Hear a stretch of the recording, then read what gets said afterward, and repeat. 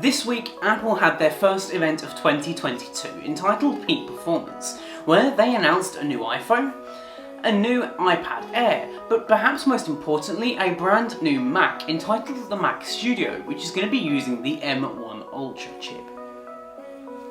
Outside of this event though, they did do something in the background that they hoped people wouldn't notice, but I did, and we're going to talk about that today.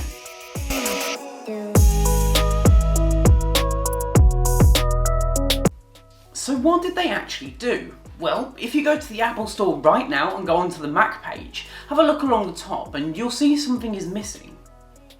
That's right, they appear to have just discontinued the iMac 27-inch. Normally this would be fine. I would expect there to just be a refresh. We'd see a very similar body to the 24-inch with that new 27-inch size. But I don't think that's going to be the case for two reasons. The first one being something that was said at the event. I'll roll that clip here. Making our transition nearly complete with just one more product to go, Mac Pro. But that is for another day. Yeah, they mentioned that they've upgraded their whole line other than the Mac Pro, but that's not true because we don't have an upgraded 27-inch. So what are we expected to do if we still want a 27-inch iMac replacement? Well, we have a few options. Alongside that Mac Studio, they also released a new display, which coincidentally is also 27 inches, has built-in camera, has built-in speakers and the microphones as well. Basically, this new Studio display is a 27-inch iMac without the Mac parts. Okay, fine. Why don't I just buy a Mac Mini then? One of the M1 Mac Minis and attach that to the display? Well, you can't really do that. You see, the Mac Studio display is actually a 5K display, and the Mac Minis have a Thunderbolt 3 support, but they just can't output 5K displays. So if you wanted to have a Mac Mini experience with that display, you would have to buy one of the new Mac Studios, which come in one of two variants. Either the M1 Max chip or the M1 Ultra chip. But doing things this way makes it significantly more expensive than buying a 27-inch iMac.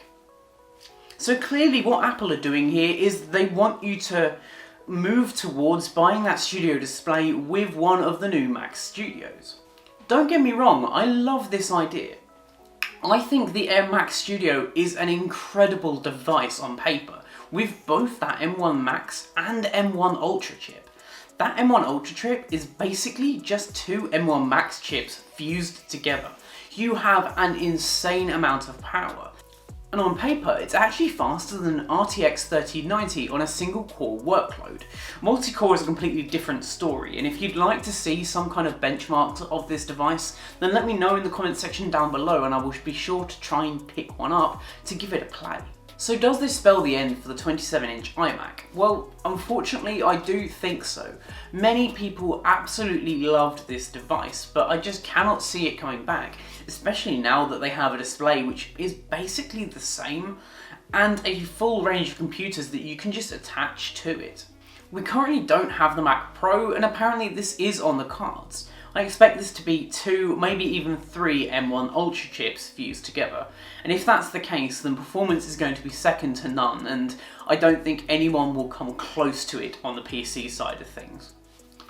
Before we continue with this video though, if this is the first time that you're seeing my face on your screen, then 1, lucky you, and 2, go down there, hit that subscribe button, smash that bell notification icon so you get notified every time I upload.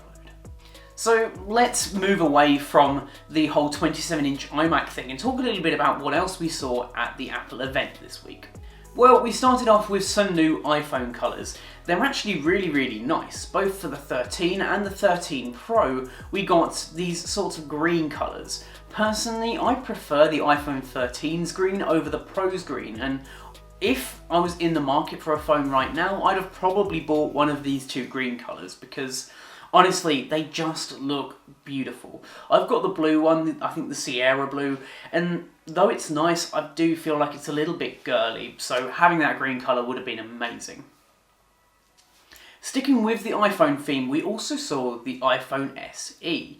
This is the lowest end iPhone that you can buy right now. It's actually more expensive than the previous model at $429, but you do get that Apple A15 Bionic chip. It does beg the question of why you would want an A15 chip in a phone that's so cheap and low end.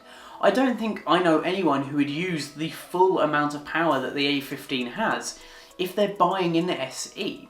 It just seems like a way to potentially future-proof the device, which I'm always down for, but bringing that price up a little bit may put some people off. Alongside those iPhones, we also got a brand new iPad Air.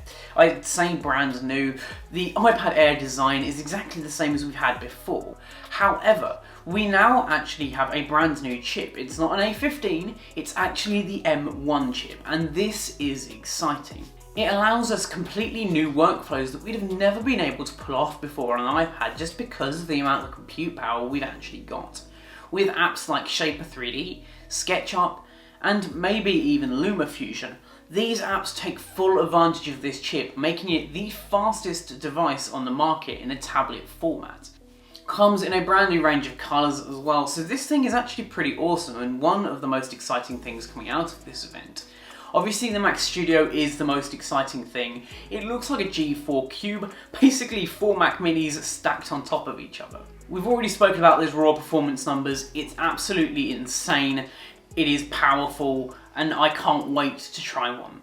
Marrying that up with one of those displays as well is also a great way to push things forwards. Now, we could just go with one display, but it can actually use up to 4 of them. 4 5K displays. That is a ridiculous number and is actually the highest number that Apple have ever supported. So that's quite interesting. Anyway guys, what do you think of the iMac 27-inch? Are you sad to see it go, or do you think that they've gone down the right route to allow you to customize your devices a lot more, buying both the display and the computer separately? Also, let me know down below what you thought of the event. Was there an iPhone that you particularly liked? Was there a colour of iPad that you particularly liked? What was your most favourite thing about this event? Of course, my name's been Robert. This has been Review Clue, and I'll catch you in the next one. Adios.